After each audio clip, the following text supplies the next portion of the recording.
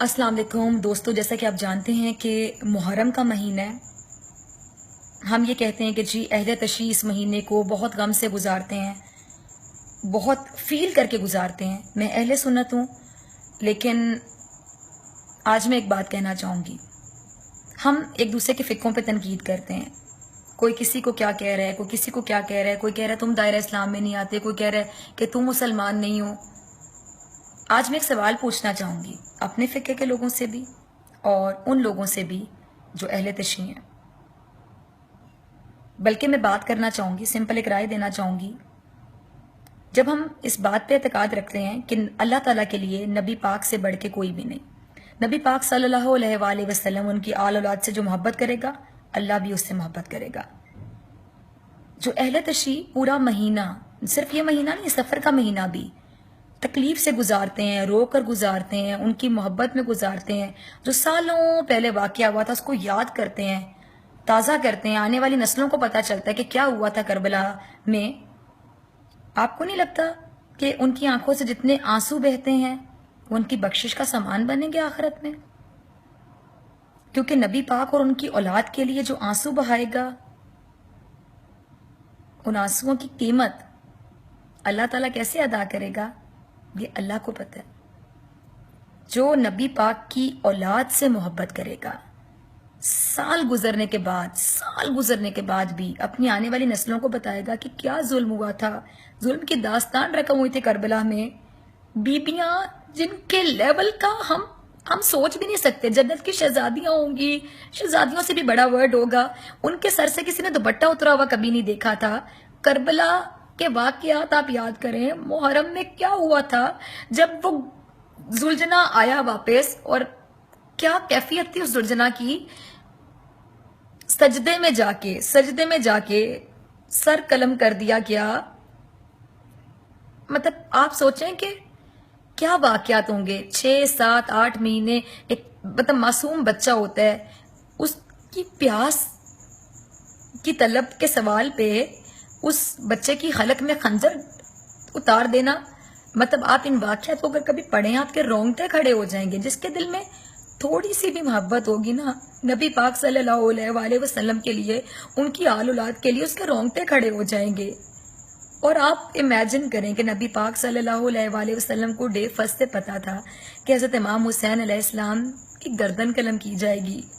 کربلا جائیں گے یہ پورا قافلہ لے کے، وہاں پہ ان کو شہید کر دیا جائے گا.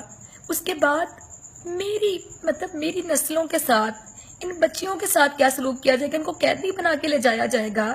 پھر میری نسل میں سے ایک میرا خون میرا بتائے گی کہ میں کون ہوں، نبی پاک میرے کیا لگتے ہیں، میں کس خاندان کی عورت ہوں. آپ یہ واقعات اگر یاد کریں نا، آپ کے رونگٹے کھڑے ہو جائیں گے. اور ان واقعات کو جب آپ یاد کرتے ہیں تو چاہے میں اہل سنت ہوں، میں کہتی ہوں کہ ٹھیک ہے، ان واقعات کو یاد کرنا چاہیے. ہر سال ہم یاد کرتے ہیں، تبھی تو ہماری آنے والی نسلوں کو پتہ چلتا ہے کہ کربلا میں کیا ہوا تھا. ورنہ ہم تو وہ لوگ ہیں جو پچھلے 2 دن پرانی بات بھول جاتے ہیں. ہمیں پتہ ہونا چاہیے کہ آخر ان ہستیوں نے کیا قربانیاں دی تھیں. اور ہمارے ساتھ چھوٹی چھوٹی پرابلمز ہوتی ہیں. ہم کہتے ہیں کہ اللہ تعالیٰ آپ نے ہمارے ساتھ یہ کر دیا، میں نے تو کچھ برا نہیں کیا تھا، اللہ تعالیٰ آپ کو میرا کیا برا لگ گیا. تو اللہ تعالیٰ کو ان ہستیوں کو کیا برا لگا؟ کچھ بھی نہیں. ان ہستیوں نے زندگی میں کبھی گناہ نہیں کیے ہوں گے، معصوم ہستیاں تھیں وہ. لیکن اللہ تعالیٰ نے ان کو کتنی بڑی آزمائش میں ڈالا.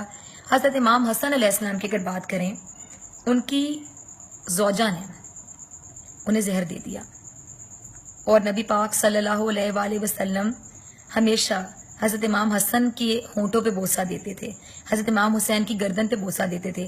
ایک بار بی بی فاطمہ نے پوچھا کہ ابا حضور آپ بوسہ ان کے ہونٹوں پہ دیتے ہیں، ان کی گردن پہ، اس کی کیا وجہ ہے؟ تو نبی پاک صلی اللہ علیہ وسلم نے فرمایا، آپ دیدہ ہو گئے، اور فرمایا کہ میرے اس نواسے کی گردن قلم کی جائے گی اور میرے اس نواسے کو ہونٹوں سے زہر دیا جائے گا. یہ میرے نواسے جو ہیں یہ اس طرح شہید ہوں گے، اس لیے میں ان کو اس طرح پیار کرتا ہوں ان مخصوص حصوں پر. اور آپ یہ بتائیں کہ آپ مطلب صبر کی بات کرتے ہیں، حضرت امام حسین کے صبر کی داد دیجیے. آپ حضرت امام حسن کے آپ کیلیبر کی داد دیجیے.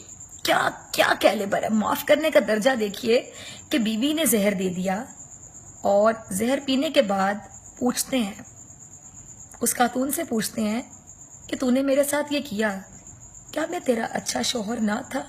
تو نے میرے ساتھ ایسا کیا؟ بس، اور کچھ نہیں پوچھتے. تو ان ہستیوں کے لیے اگر ہم روتے ہیں، اگر کوئی روتا ہے، تو آپ ان کے رونے پہ کامنٹ کیسے کر سکتے ہیں؟ ہم کسی کے بھی ان ہستیوں سے اٹیچمنٹ پہ کامنٹ کیسے کر سکتے ہیں؟ کوئی بھی سنی بھی رو سکتا ہے، کوئی شیعہ بھی رو سکتا ہے، لیکن اگر کوئی اٹیچڈ ہے ان ہستیوں کے ساتھ تو اس پہ ہم نیگیٹو کامنٹ کیسے دے سکتے ہیں؟ آپ کے باقی کامنٹس اپنی جگہ کہ آپ خلفائے راشدین کے حوالے سے جو بھی بات کرتے ہیں سنی شیعہ آپس میں اس بارے میں رائے نہیں دے رہی.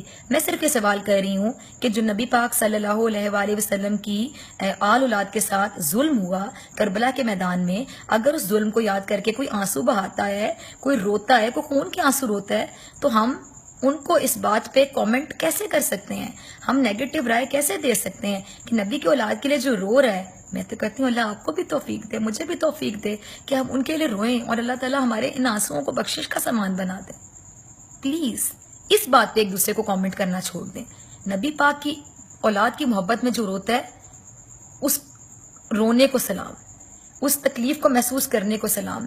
میں اہل سنت ہوں اور میں سلام کرتی ہوں سب کو جو نبی پاک کی آل اولاد کی تکلیف کو آج بھی اتنے سال گزرنے کے بعد فیل کرتا ہے اور اس تکلیف سے گزرتا ہے اپنی آنے